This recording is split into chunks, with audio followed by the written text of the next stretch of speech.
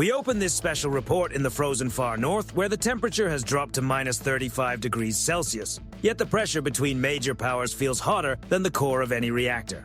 At exactly 3:15 this morning, in the southern sector near Bear Island, Unit 30 Commando, 9 Group SRS, one of the most highly trained formations within the British Royal Marines, sent out what would become its final emergency transmission before all contact suddenly disappeared. The unit had been moving across the Arctic terrain in Lynxbrutal over snow reconnaissance vehicles, setting up a passive electronic observation station meant to monitor Russia's northern gateway into the Atlantic. The mission was supposed to be quiet, precise, and routine.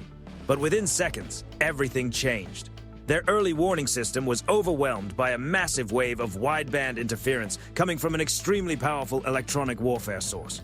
Then came the second blow. A focused high-power microwave pulse swept across the area, disrupting exposed electronic circuits, optical sensors, and vehicle systems. The last message sent from the unit was a broken command code, transmitted moments before their equipment went dark and every communication channel was cut off.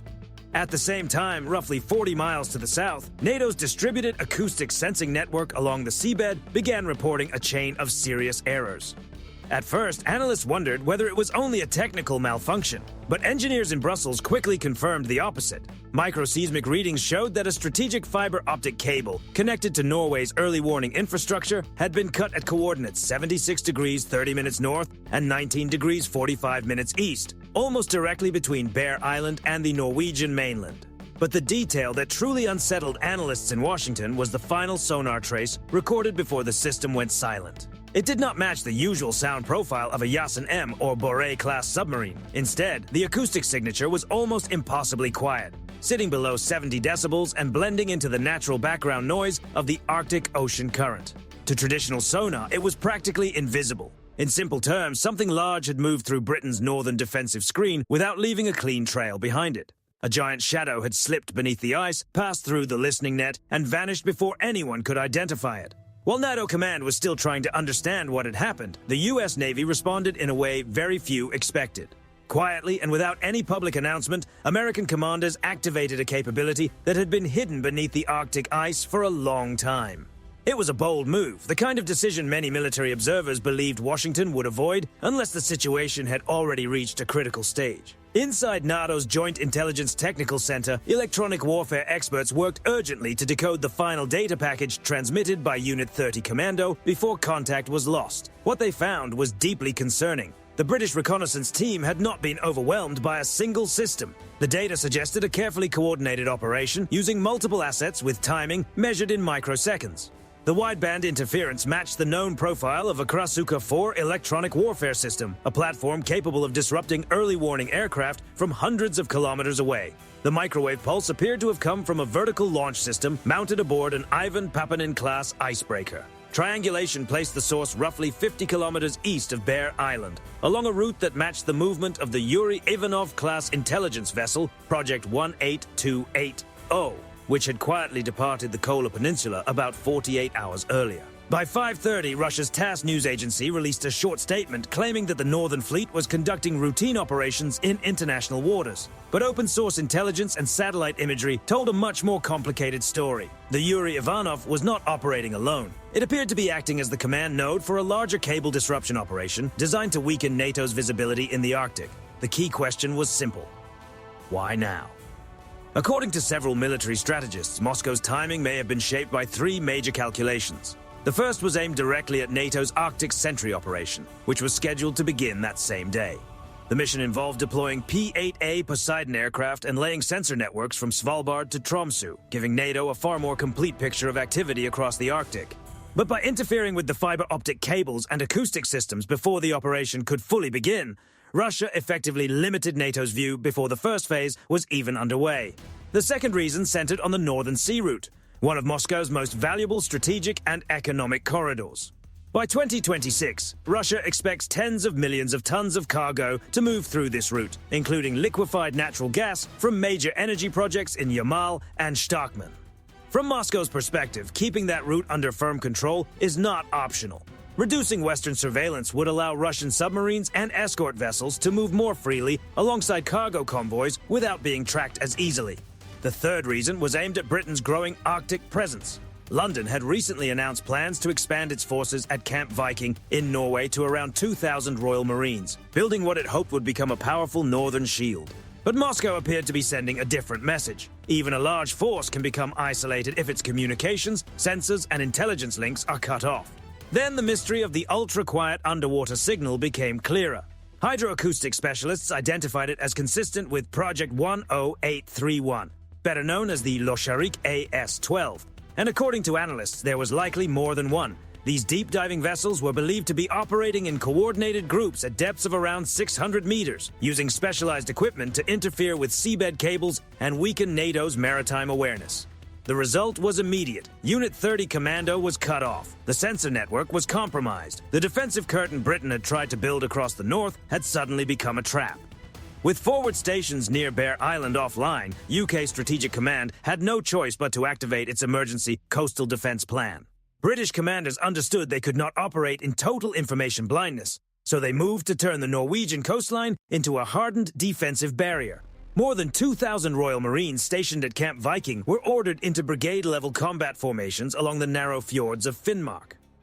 Anti-armor teams equipped with NLAW systems took positions near possible landing zones, while high-speed Starstreak air defense units prepared to cover the approaches. On paper, the coastline was being sealed off with a layered wall of defensive firepower.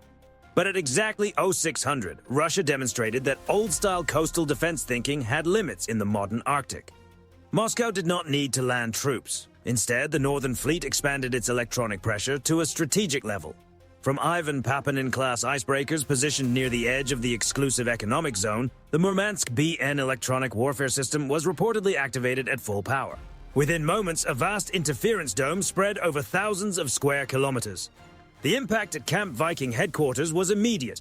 Tactical screens began showing chaotic troop positions. GPS errors jumped from a few meters to as much as 15 kilometers. Watchkeeper reconnaissance drones, which were supposed to serve as the eyes of British artillery, lost control shortly after takeoff and went down in the mountains. Even Lynx reconnaissance vehicles moving deeper inland lost their guidance systems and became trapped in snow conditions without reliable digital mapping. Britain was not willing to accept being pushed back on land, so the Royal Navy prepared a response in the domain where Russia had shown its strength: the seabed.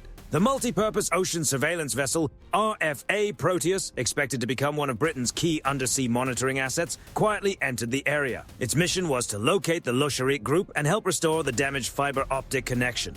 Proteus deployed a group of Cetus Mark 39 unmanned underwater vehicles designed to operate independently like electronic tracking hounds at depths of up to 1,000 meters. Rather than relying only on passive sonar, the commander made a risky decision. The Cetus drones were ordered to activate active flank sonar sweeps at the same time. Powerful sound pulses moved through the cold Arctic water, mapping the seabed in real time. For a moment, the decision appeared to work. Thermal sensors detected unusual hotspots near the damaged cable zone, and sonar imagery showed 3 Losharik-type mini-submarines working with support drones equipped with robotic arms near the fiber optic line. The coordinates were quickly passed to a Norwegian Air Force P-8A Poseidon aircraft circling overhead. Stingray lightweight torpedoes were ready. The target was located, the window was open, but just as the launch decision was about to be made, the situation became legally complicated. Under international maritime rules, including protections connected to state vessels, the Russian craft were presented as scientific research platforms operating in an exclusive economic zone. If Britain acted directly against them, Moscow could frame the move as a major escalation and use it to justify a wider response. That moment of hesitation was exactly what Russia appeared to have counted on.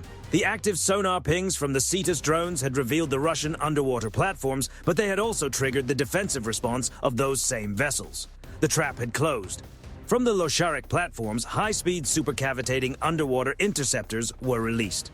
Their target was not RFA Proteus itself, but the Cetus drones and sonar buoys Britain had just deployed. A chain of powerful underwater blasts followed, creating acoustic shockwaves strong enough to blind Proteus's sensors for hours. At nearly the same time, the surface picture became even more confusing. A group of Russian-flagged fishing vessels suddenly appeared and began crossing through the Norwegian formation.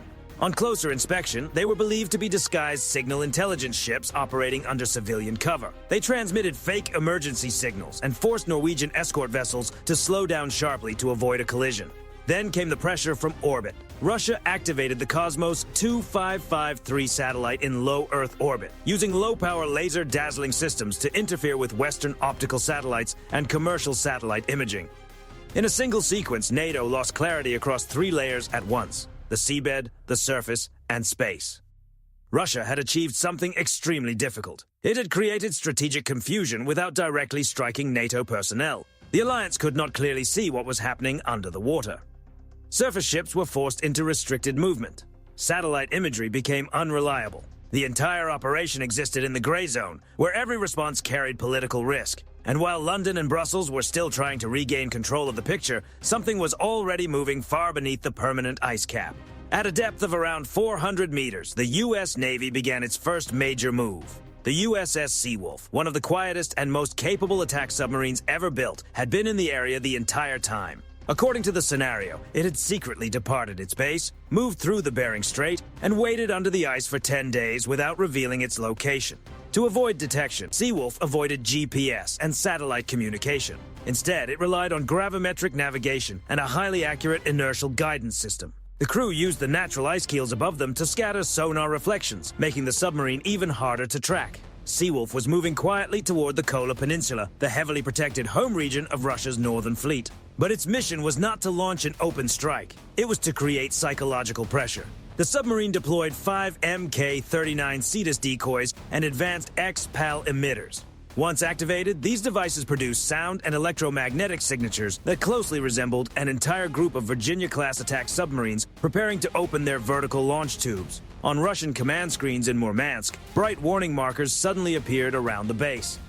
To Russian operators, it looked as if an American underwater force had quietly positioned itself near one of Russia's most sensitive military areas. The move forced Moscow into a difficult choice: continue pressing British and Norwegian forces in the Arctic, or redirect attention and assets toward protecting its own strategic infrastructure. Russia responded by increasing its posture. The PMK-2 Smart Seabed Minefield was activated, and 2 160 strategic aircraft were sent to drop active sonar buoys across the suspected operating zone. Seawolf was now motionless beneath the ice, engines shut down, drifting silently in the darkness. If detected, it would be surrounded by layered countermeasures with very little room to maneuver. With options narrowing, the captain made an extremely bold decision. Seawolf would surface through the ice. The submarine's engines surged and the 9,000-ton vessel drove upward toward the surface. Its reinforced bow broke through roughly 3 meters of thick Arctic ice, rising into the open air in one of the most dramatic signals a submarine can send. Seawolf surfaced in the middle of the Russian reconnaissance formation, less than 400 meters from nearby vessels. Its vertical launch tubes were opened, showing that the submarine had the ability to respond instantly if the situation escalated further. On the open international frequency, the American captain delivered a calm but unmistakable message. The United States was asserting freedom of navigation, and any hostile move against the submarine or Allied forces would bring an immediate response. For 15 tense minutes, no one moved too quickly. The Russian reconnaissance vessels were close, but they were not in a position of advantage. At such short range, Seawolf's presence changed the entire balance of the encounter. Then the order came from Moscow to reduce tensions. The Russian ships began turning away and moving back toward their base. The Murmansk BN interference system was powered down. Screens at Camp Viking and within the isolated British units began lighting up again as communication links slowly returned. The damaged fiber optic cable zone was secured for repair, but this was not a clean victory. It came with a cost. To support its British allies and break the pressure in the Arctic, the United States had been forced to reveal one of its most valuable advantages: Seawolf's ability to operate deep beneath the ice and appear unexpectedly in a critical zone. That capability had been protected for years, and now Russia had collected valuable acoustic, movement, and tactical data from the encounter. Russia had stepped back this time, but it had also learned something important. The Arctic chessboard had only completed its first move. With NATO's Arctic Sentry strategy still moving forward, the region is now entering a far more dangerous phase. The question is no longer simply whether NATO restored control in the north. The real question is whether Moscow achieved exactly what it wanted by forcing the United States to reveal how far it is willing to go under the ice.